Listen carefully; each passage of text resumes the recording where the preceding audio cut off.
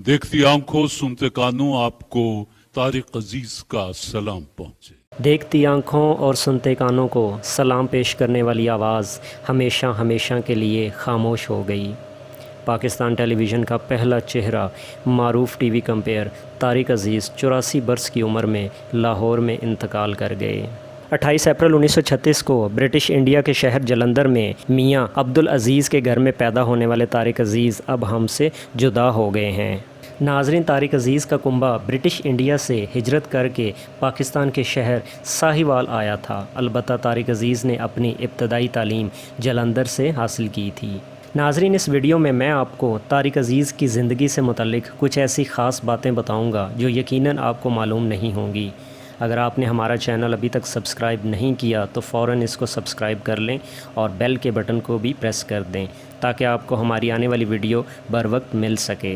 नाज़रीन, पीटीवी का पहला चेहरा मारूफ टीवी कंपेयर तारिक अजीज़ अब इस दुनिया में नहीं रहे। साहिवाल से ताल्लुक़ रखने वाले तारिक अजीज़ ने रेडियो पाकिस्तान लाहौर से अपनी पेशा वराना ज़िंदगी का आगाज़ किया। 26 नवंबर 1964 में पाकिस्तान टेलीविज़न का क़याम अमल में आया तो तारिक अजीज़ पीटीवी के वो पहले शख्स थे जिन्होंने अनाउंसमेंट की।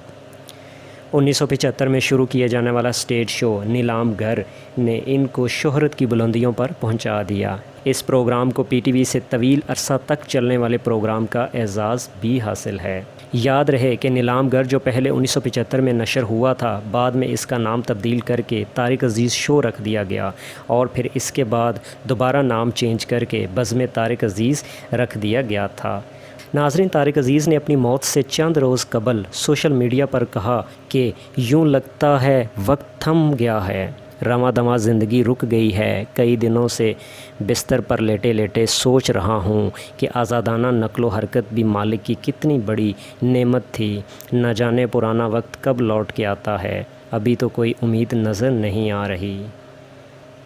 कोरोना वायरस से मुतल्लिक उनका पैगाम था कि अगर आप इस वबा में मौत के मुंह से बचकर नई ज़िंदगी पा चुके हैं तो अपनी इस नई मिलने वाली ज़िंदगी का सदका अपना प्लाज्मा अतिया करके अल्लाह के हजूर में बख्शिश के उम्मीदवार बनिए और इस प्लाज्मा को बेचकर अगर आप चंद टके कमा भी लेंगे तो इस हराम का बुरा खमियाजा भी भुगतना पड़ सकता है। वबा अभी भी मौजूद है।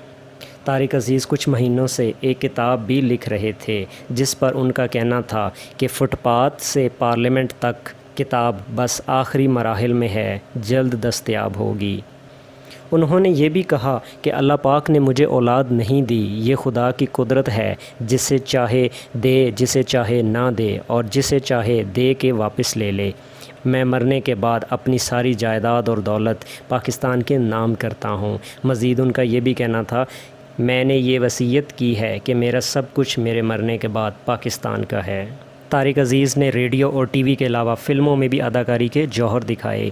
इनकी पहली फ़िल्म इंसानियत जो 1967 को रिलीज़ हुई थी, जिसमें अदाकार वहीद मुराद और अदाकारा ज़ेबा के साथ इन्होंने मरकज़ी किरदार निभाया।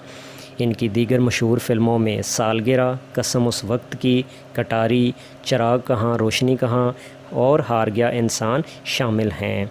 तारिक अजीज़ को उर्दू अदब से गहरा लगाव था। वो इल्म अदब और किताब से मोहब्बत करने वाले इंसान थे। इनका मुतालिया बहुत वसी था। 1992 में सदर पाकिस्तान की तरफ से कौम के लिए खिदमात की बिना पर आपको प्राइड ऑफ परफॉर्मेंस एवार्ड से नवाजा गया। इनका पंजाबी मजमूआ कलाम हमजाद दा दुख बहुत मकबूल हुआ। इनके अलावा इनके कालमों का मजमूआ कलाम भी शाया हुआ। तारिक अजीज़ ने सियासत में भी हिस्सा लिया और 1997 में कौमी असम्बली के रुकन भी मुंतखब हुए।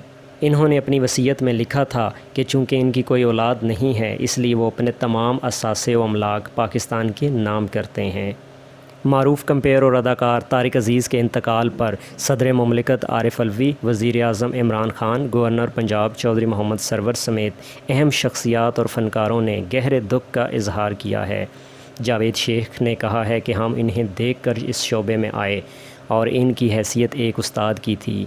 सुहेल अहमद का कहना था कि तारिक अजीज़ के शो ने दुनिया भर में मकबूलियत हासिल की, जबकि फ़िरदौस जमाल ने कहा कि वो अपने काम से बेहद मुखलिस थे।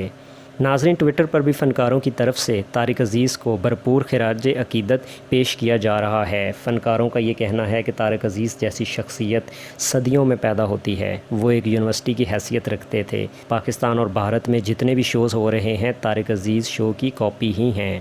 طارق عزیز کی خدمات ملک کے لیے تاریخی ہیں۔ لوگ آج بھی ان کے نقش قدم پر چل رہے ہیں اور طارق عزیز اپنے کام سے بہت مخلص تھے۔